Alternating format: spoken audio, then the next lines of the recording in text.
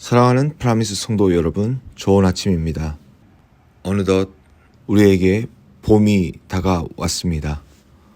오늘부터 시작되는 봄 기운을 마음껏 누리시면서 그동안 얼어붙었던 마음의 기지개를 켜는 한 주의 시작이 되시기를 주님의 이름으로 축복하면서 3월 8일 월요일 새벽 예배를 시작하도록 하겠습니다. 이 시간 다같이 찬송가 515장, 통일 찬송가 256장, 눈을 들어 하늘 보라, 우리 다같이 주님께 찬송 올려드리시겠습니다.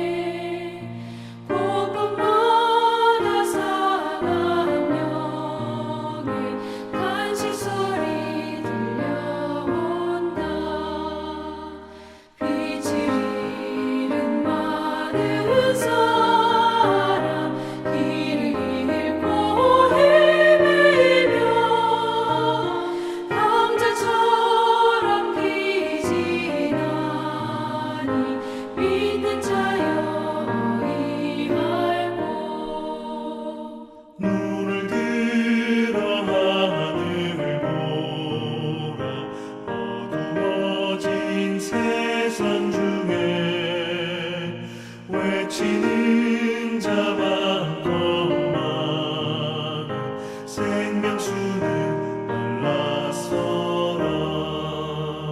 죄를 대속하신 주님, 선한 일꾼 찾으시나. 대답하리 어디있나. 믿는 자여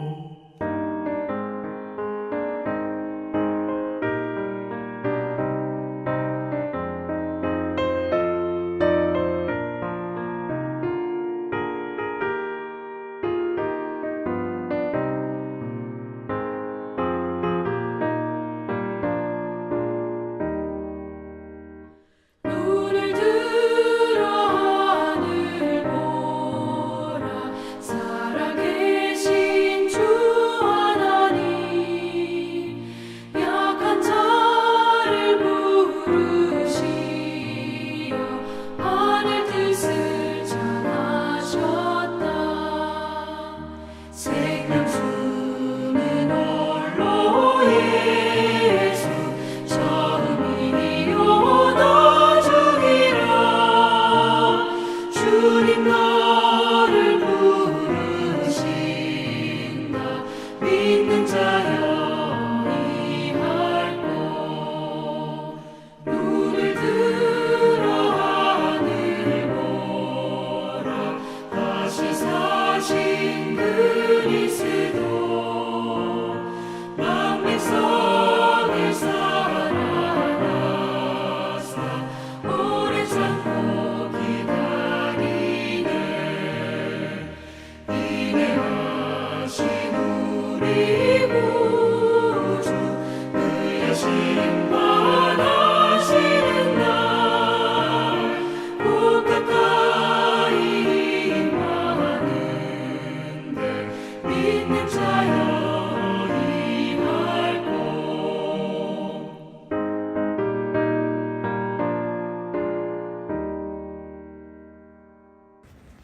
오늘 하나님께서 우리에게 주신 말씀은 시편 58편 1절로 11절까지 말씀입니다.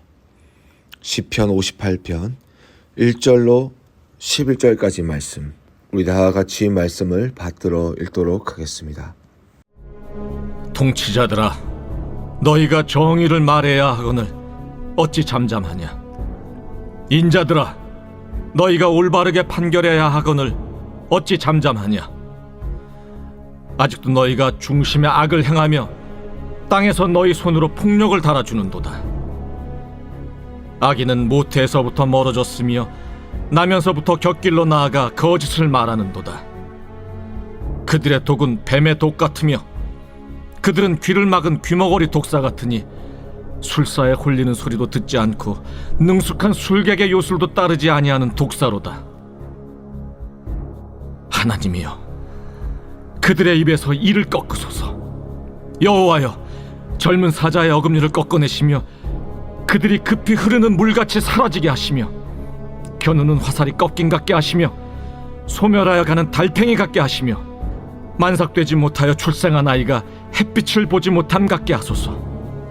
가시나무 불이 가마를 뜨겁게 하기 전에 생나무든지 불 붙는 나무든지 강한 바람으로 휩쓸려 가게 하소서. 의인이 악인의 보복당함을 보고 기뻐하며 그의 발을 악인의 피에 씻으리로다. 그때 사람의 말이 진실로 의인에게 갚음이 있고 진실로 땅에서 심판하시는 하나님이 계시다 하리로다. 오늘 하나님께서 주신 말씀을 가지고 정의가 사라졌다고 느껴질 때 라는 제목으로 여러분과 말씀을 나누겠습니다. 지난주에 여러분과 말씀을 나누면서 시편마다 붙어있는 그 표제의 중요성에 대해서 여러분과 나누었습니다.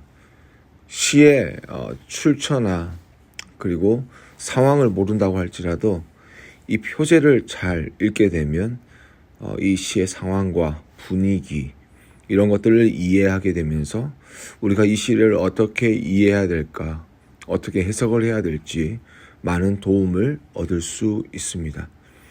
오늘 시편 58편에도 표제가 있습니다.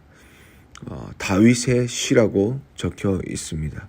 그런데 다윗의 그냥 시가 아니라 믹담시라고 기록되어 있습니다. 이 믹담이라고 하는 시는 시편에서 총 6편이 기재되어 있는데요. 이 믹담이라는 뜻은 철의 색이다, 도장을 찍다라는 뜻으로 이 헬라어 구약 성경이라고 일컫는 70인역에서는 스텔로그라피아라고 번역되어 있는데, 다시 이야기하면 기둥에 새겨진 비문을 이야기합니다.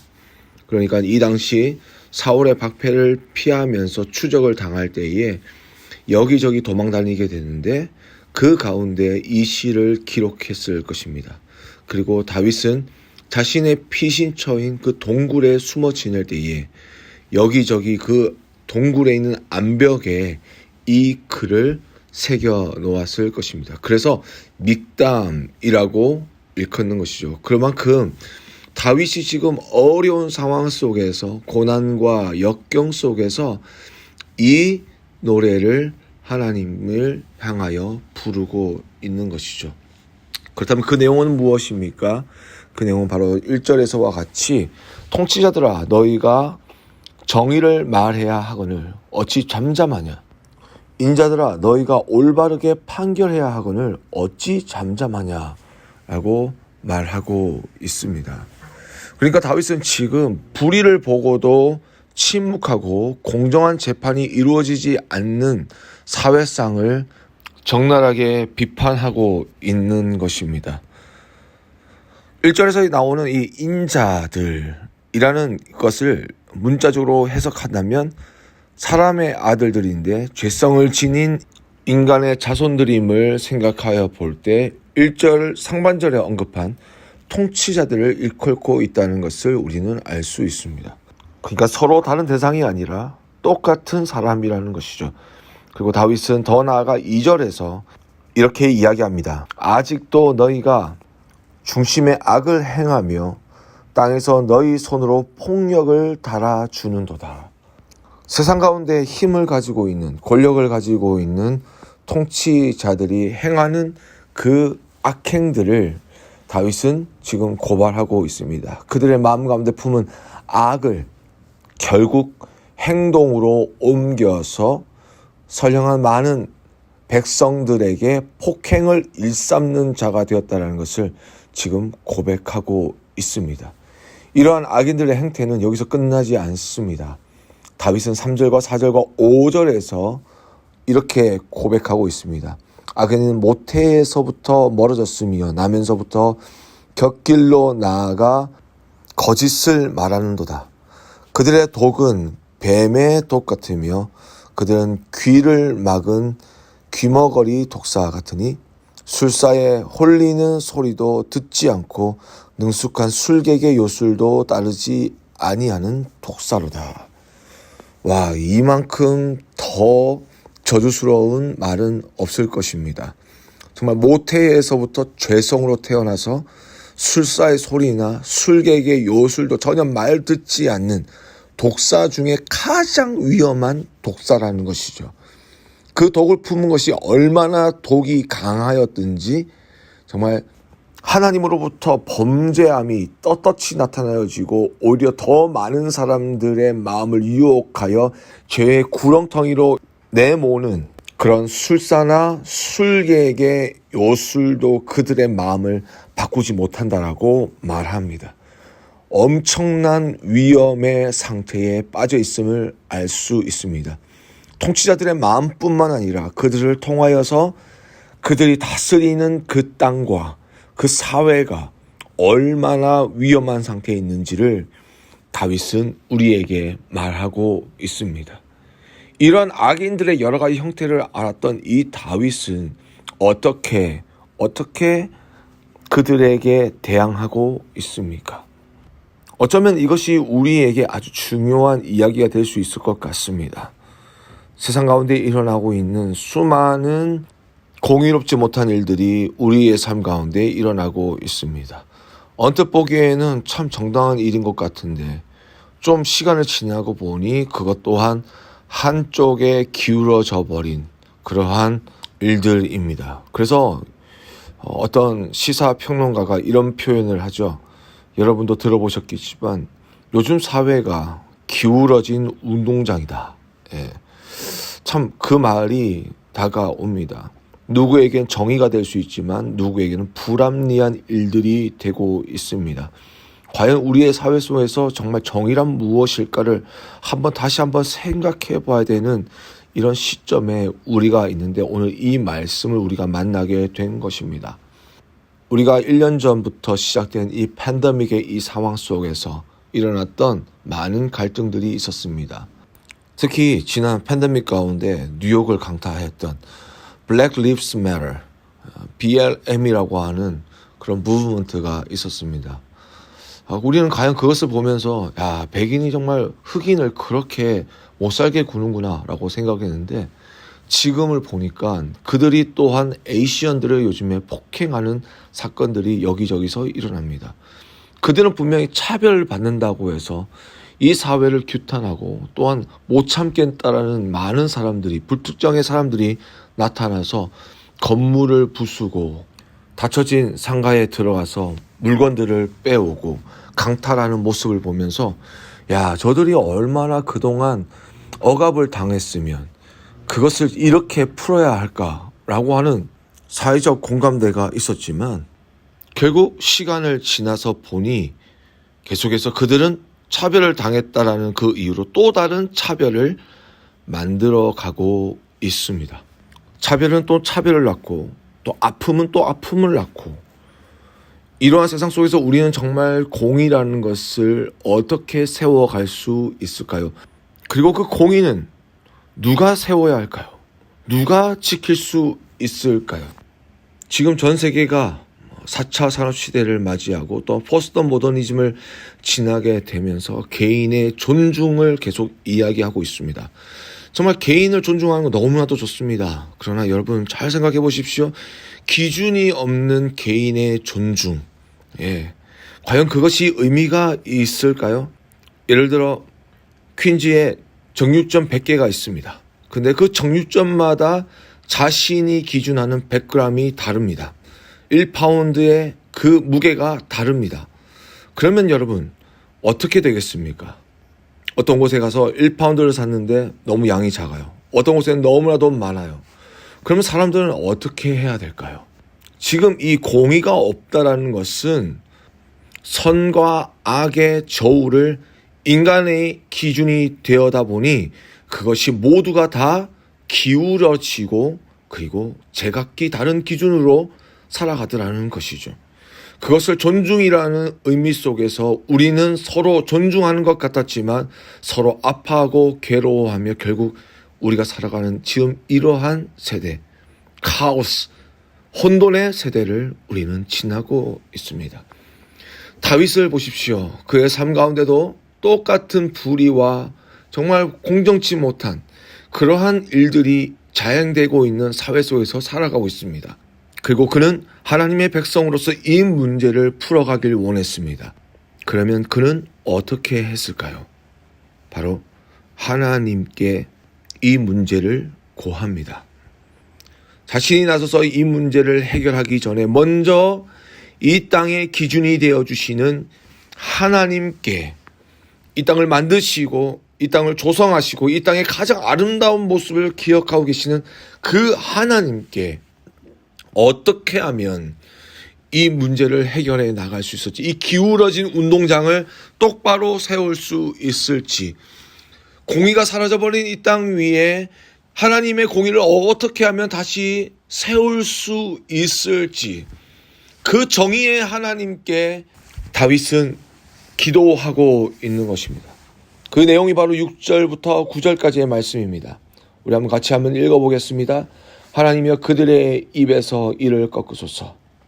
여호와여 젊은 사자의 어금니를 꺾어내시며 그들이 급히 흐르는 물같이 사라지게 하시며 겨누는 화살이 꺾임 같게 하시며 소멸하여 가는 달팽이 같게 하시며 만삭되지 못하여 출생한 아이가 햇빛을 보지 못함 같게 하소서.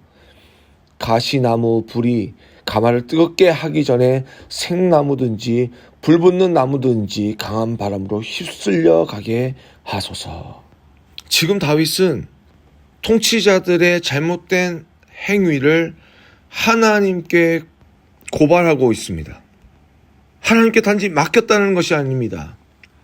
이 문제를 해결하기 위한 자기 자신도 죄인이기에 욕심이 많고 자기중심적이고 또한 자기가 기뻐하고 자기가 만족하기 원하는 것을 타인의 것을 빼앗아 채우기 원하는 그러한 마음들이 있고 불의를 기뻐하기 때문에 이 땅에 무너진 공의를 다시 세우기 위하여 하나님께 기도하였다는 것입니다. 왜냐하면 진정한 정의는 결코 변해서는 아니 될 것인데 그 변하지 않는 것은 이 세상 가운데 없고 오직 하나님만이 영원하시기에 그 하나님께 이 일을 맡겨드린 것입니다. 그렇다면 하나님은 어떻게 정의를 세워나가실까요? 그 방법은 우리가 구체적으로 알할 수 없지만 신약에 보여주신 예수님의 삶을 바라보면서 우리는 그 공의가 무엇인지 어떻게 세워야 하는 것인지 우리는 깨닫게 됩니다. 결국 그것은 사랑과 그리고 겸손과 섬김의 삶을 살아가는 것입니다. 목이 뻣뻣한 사람은 어떻게 그 목을 굽힐 수가 있겠습니까?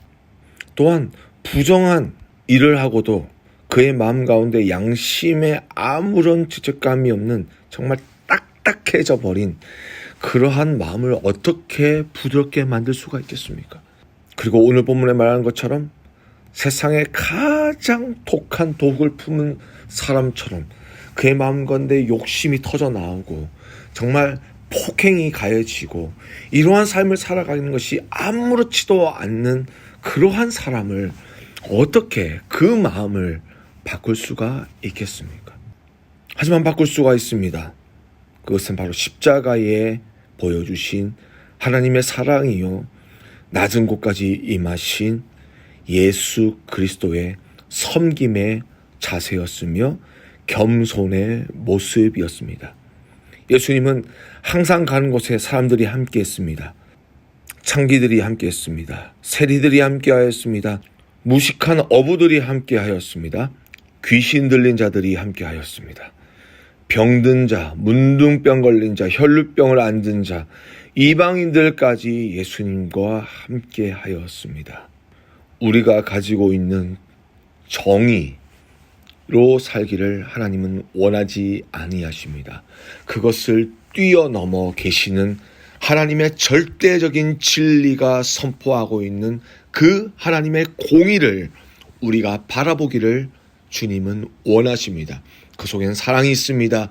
그 속에는 겸손이 있습니다. 그 속에는 섬김이 있습니다. 그리하여 이 땅이 죄로 말미암아 괴로워하고 힘들어하며 슬퍼하게 된 이 땅을 예수 그리스도께서 이 땅을 치유하시고 회복시켜 주셨던 것처럼 그 일을 우리에게 맡겨주신 줄 믿습니다.